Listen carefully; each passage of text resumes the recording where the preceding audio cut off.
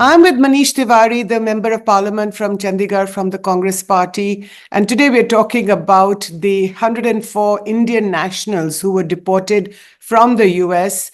About 24 hours ago or so, they landed in Amritsar at the international airport.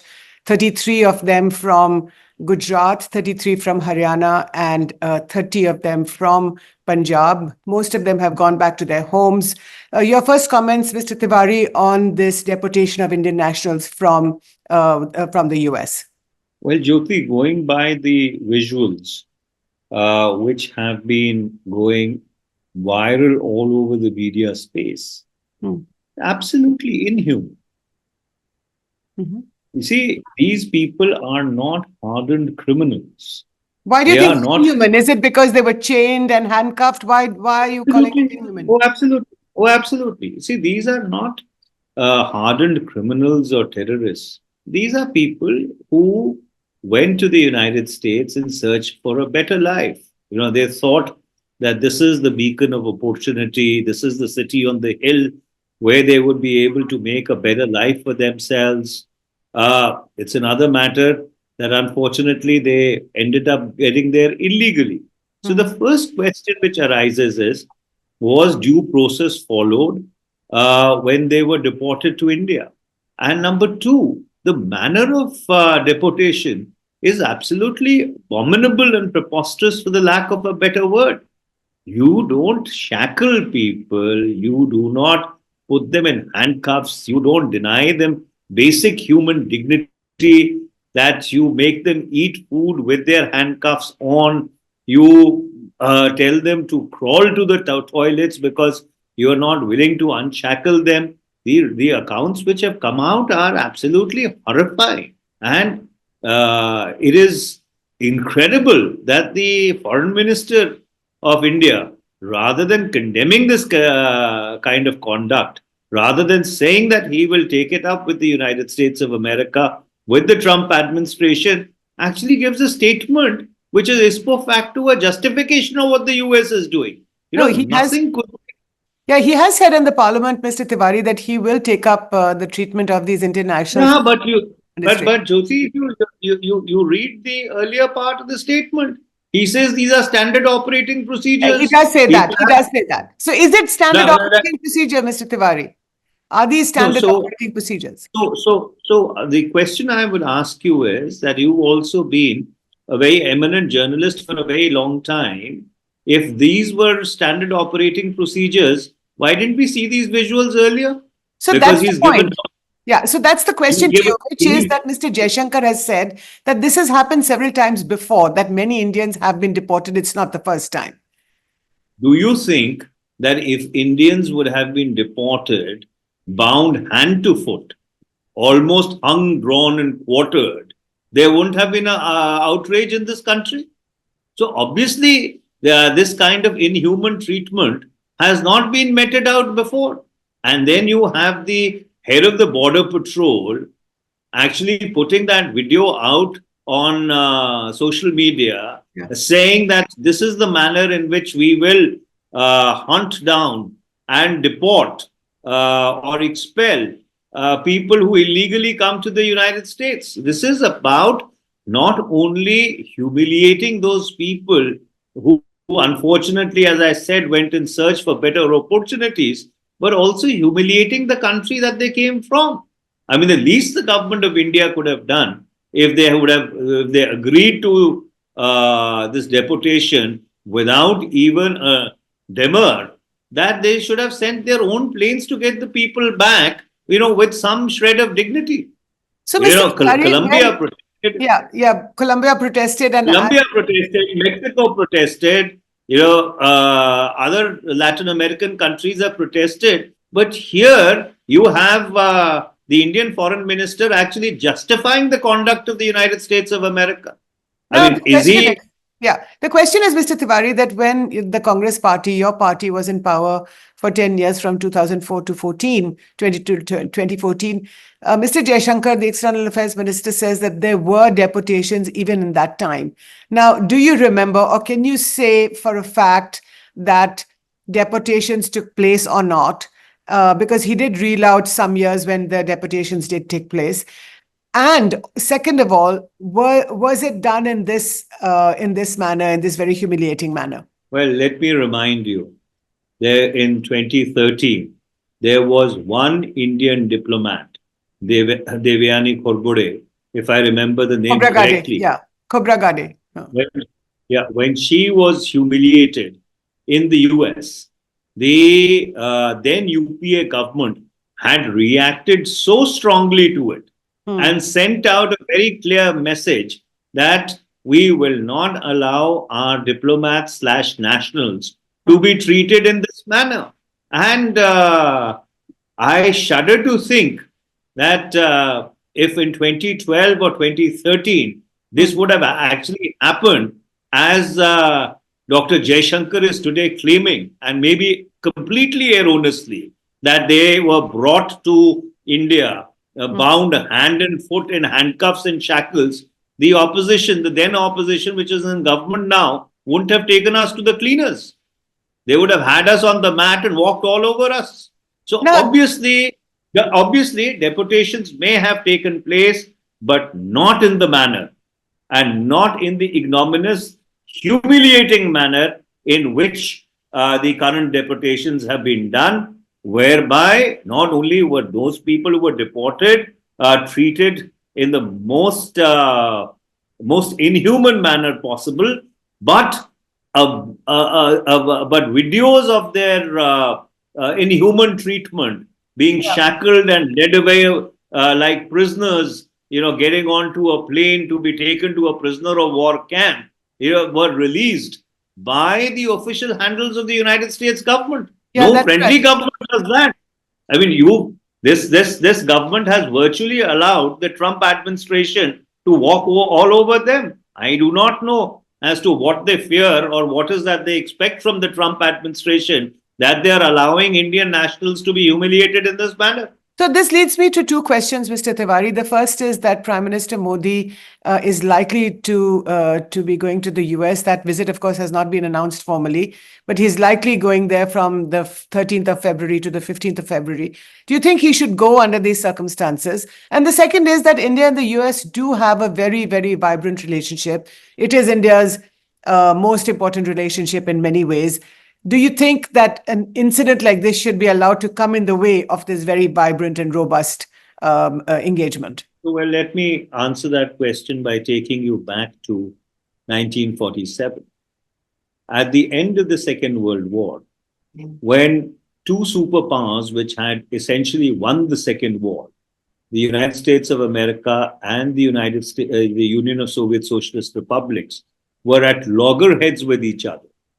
And India, which had just been liberated, had just got its independence, had gone through a bloody partition, was impoverished in every manner possible, rallied the developing countries or the newly liberated countries of Latin America, Africa, and Asia, and formed the non-aligned movement because we had the conviction of courage. And 17 years down the line, when you say that you are a great emerging power, you're the world's fifth largest economy, you allow the United States to walk all over you, or the Trump administration to walk all over you in this manner, does it really behove the stature of India? And to answer your second question, your Should first Prime Minister question, Modi, should Prime Minister I Modi think I be think I undertaking? think the prime minister should put the self-respect of Indians before his visit to the United States of America. He should seriously reconsider that, given the treatment which has been meted out to these people who may have been illegal immigrants. In fact, the Indian embassy till now, or no consulate, has actually confirmed that the due process of law as available in the United States of America was really followed when these people were deported. And number two, in the manner in which these deportations have taken place, the Prime Minister should seriously reconsider his visit. And to answer your third question, is the onus only on India to maintain this relationship? A relationship is a two-way street. So therefore, if the Trump administration does not care about Indian sensitivities, is it only our responsibility to carry the can of this relationship? I think These are very, very serious and germane issues. Do you want to have a relationship at the cost of your national respect? But do you think that you should break off this relationship, or if that's a very I'm hard? not saying I'm not saying you should break off this relationship. All I'm saying is that the foreign minister should not act as an apologist for the United States government in the Parliament of India and try and justify what the US is doing. On the contrary, he should have condemned the treatment meted out by the US to Indian citizens. Did you hear a single word of condemnation in his statement? There's Okay. not a single word of condemnation. He should have condemned it, and he would have said that our people will take it up in the strongest possible terms. The US ambassador should have been called to South Block and told that so far and no further, and this behavior will not be tolerated. Well, whether we don't know yet whether the U.S. ambassador has been summoned. He may not even be here. But the question is, even your party, the Congress Well, party, there is a Tewari, US I didn't. embassy. There is a US. Yes, there There's is a a U.S. US embassy embassy. in Delhi. There's a charge day affair. Even if Sure. Mr. Garcetti is not here, the person in charge could have been called. I mean, But Mr. Tewari, your own party, the Congress party, did not stand up in the House, did not protest. There were some heckling noises at the back. I was watching the whole debate on TV, of course. But there was nothing from the Congress to show that it was agitated over this matter. So it yeah, seems that's hypocritical, doesn't it? that is because the rules in the Lok Sabha do not allow a clarification of a minister's statement. Unlike the rules in the Rajya Sabha, where you can ask for clarifications after a minister gives a statement. He was In speaking the in the Lok Sabha, Rajya Sabha, Mr. Tewari. The Mr. well, Jaishankar was speaking in the Rajya Sabha. I believe he spoke in the Lok Sabha also. Yeah. But even in the Rajya Sabha, there would have definitely been an attempt to ask for clarifications. It is just that the attitude of those people who are supposed to run the House in a non-partisan manner actually does not give the opposition the space which it requires. But do you Because think that I the am opposition is 100%. exercised over this matter, or is it just one of the things that's going to blow over? Well, I think every self-respecting Indian should be exercised over this matter. Don't those visuals violate you as an Indian? That's a question I'm asking you. Forget that you are the editor-in-chief of the Tribune or I am a member of Parliament. As an individual, as an Indian, do those visuals violate you or not? Seeing your own countrymen being treated in such a humiliating and undignified manner. Of course, it was That's pretty ghastly. It was awful. It was pretty ghastly. There's no question about that. Absolutely. And to think that they were, unceremoniously sort of sent back, and it was pretty awful. But let me ask you a last couple of questions. This whole issue of Indian nationals, 104 now, perhaps there will be more in the coming days. But the question of families, and you're an MP from Chandigarh, you've been an MP from Punjab twice before, from Ludhiana and from Anandpur Sahib. But the question of families selling their lands, everything that they have to get that 40, 50, 60 lakhs to give to some, some travel agent some fly-by-night operator, and then sending their child to the US. What does this mean? very simple. There is lack of economic opportunity in Punjab. The average size of a land holding in Punjab, is less than 2.4 acres. So therefore, 84% of Punjab has less than 2 acres of land. So people cannot make two ends meet, and that's why they think that if their children go abroad and they are able to earn whatever they earn by doing menial jobs, it is much better than staying here. And that's why you go to Duaba, you go to other parts of Punjab, there are villages after villages which have become ghost villages because everybody has gone. But And that's not that a is justification, really Mr. Tewari. There must be something that should be done that surely by the governments here, by your Oh, government. Your absolutely. party's been in power for so many years. Now, of course, it's the Aam Aadmi Party. But surely governments here also must take responsibility for what's going on.